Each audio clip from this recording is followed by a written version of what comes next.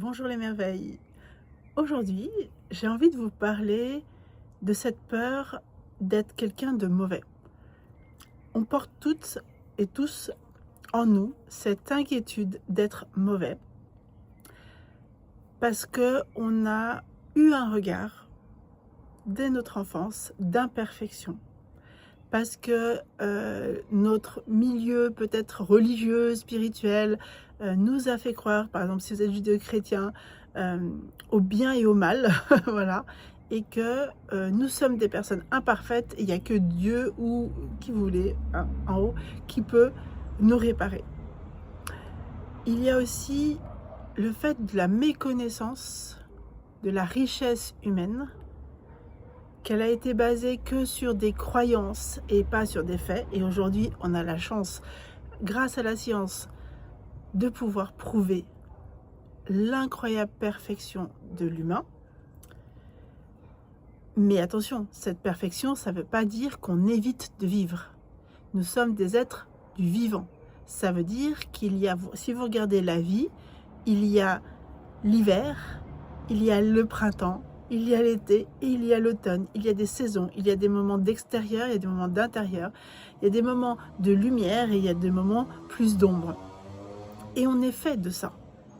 On peut se tromper et évoluer. C'est aussi grâce à ça qu'on évolue, c'est par l'erreur. Mais on a fait une société de perfectionnisme. Comme si on devait lisser l'humain. La preuve, on veut remplacer à tout prix l'humain par la machine. Il y a des gens qui sont les transhumanistes, et je ne connais pas trop, mais de ce que j'en ai compris, on veut faire de l'humain quelque chose qui ne meurt jamais. Ok, on va y arriver, hein, moi j'ai aucun doute, j'ai confiance. Mais c'est quoi, quel est l'intérêt? Nous allons pouvoir vivre plus longtemps, mais c'est quoi l'intérêt de jamais vouloir faire partie du cycle du vivant? C'est quoi cet égocentrisme, cette peur? Et cette peur d'être mauvais emmène à une recherche de perfection névrotique. On porte tous ça. Tous, moi la première, tous.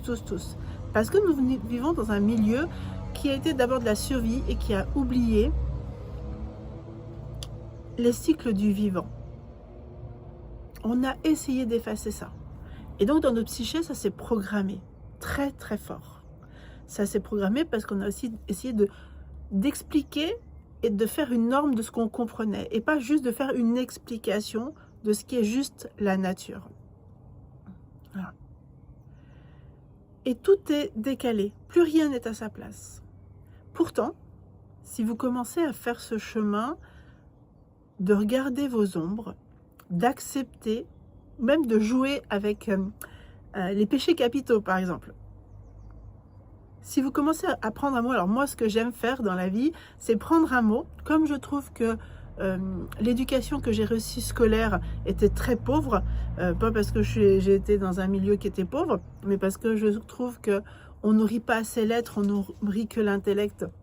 Donc il y a un moment, on sait pas, on parle de choses dont on ne ressent pas le sens. Moi j'ai besoin de sens. J'ai besoin de, quand on met un mot, qu'il ait du sens pour moi. Donc en psychologie c'est hyper intéressant parce que les gens quand ils parlent, on peut voir... vous savez, c'est un peu comme les gens qui disent, vous leur dites quelque chose de positif, ah mais tu sais, c'est génial ça. Ah non, non, oui, c'est génial. Qui commencent les phrases par non. Ça, c'est des biais cognitifs hyper intéressants. Et le langage est très intéressant. Donc moi, j'adore jouer avec les mots et faire des mots des miroirs de moi. Comme pour moi, tout est miroir de moi, de l'être humain à la nature. En fait, je fais partie d'un tout. Je suis juste une petite goutte dans l'océan. Mais cette goutte, elle a sa valeur aussi, hein. Elle fait partie de l'océan, elle est là. Si elle n'était pas là, l'océan aurait une goutte en moins. Voilà. Mais j'aime regarder et j'ai adoré, moi, faire tout ce chemin des péchés capitaux. C'est-à-dire, j'ai pris chaque péché capitaux et je me suis identifiée. Et j'ai pris le temps d'écouter qu'est-ce qui était agréable et pas agréable pour moi. Donc, si vous arrivez sur cette page pour la première fois, ici, vous êtes dans un espace où on chemine, où moi, je vous transmets des choses pour vous guider vers plus de conscience de vous-même, plus de leader personnel. Donc on est vraiment dans un chemin d'introspection, de développement intérieur et de développement de la conscience, de l'amour de soi. Donc c'est pour ça, il faut vraiment faire attention à ce biais-là, ça fait toute la différence. C'est une initiation, on est dans des pratiques initiatiques. Voilà. Et c'est vrai que si vous prenez la gourmandise, quel jugement vous avez sur la gourmandise? La radinerie, l'avarice, pardon. Quel jugement vous avez? Comment vous êtes avare? Où est-ce que vous n'êtes pas assez avare? Où est-ce que vous l'êtes trop? Et commencer à observer ça comme ça, c'est très puissant. Et comme d'habitude, ça va vous ouvrir des portes et de la conscience de vous. Donc moi, j'adore pratiquer ça. Mon chemin de vie, c'est je suis centrée sur moi. Pas par égoïsme et narcissique, mais parce que je sais que je suis vibration. Plus je change ma fréquence et ma vibration, plus ça impacte l'extérieur et plus j'offre des choses de qualité et du pur amour. Et c'est pas un monde de bisounours. Hein. J'ai une entreprise, j'ai 2 enfants en tant que maman solo. J'ai une posture sociale que j'ai choisie et dont je donne de la valeur. Toute la matière, je donne de la valeur. J'aime cette vie sur Terre. J'aime cette vie dans tous mes rôles. Et justement, mon choix à moi, j'ai commencé un chemin d'introspection initiatique et de conscience, donc un cœur, corps, tête, parce que je trouvais on m'a dit, fais comme ça et vis. Et je me dis, mais la vie, c'est que ça. Je dois vivre et puis je sais pas qui je suis, à quoi je sers et ce que je peux apporter. Non, moi, je veux savoir ça. Je veux savoir qui je suis. Je veux savoir quel est mon rôle sur cette terre, mon âme, ce qu'elle a choisi.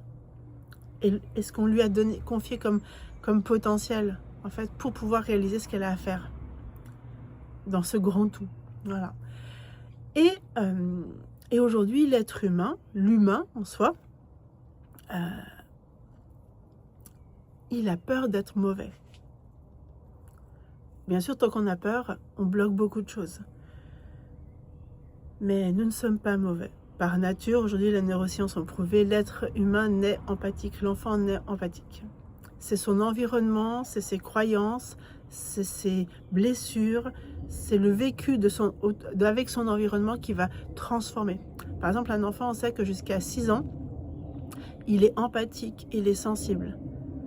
Rentrer en classe va changer tout ça. Puisqu'on met des règles sociales de sociabilisation. Mais en fait, on ne sociabilise pas l'humain. On lui met des règles de sociabilisation.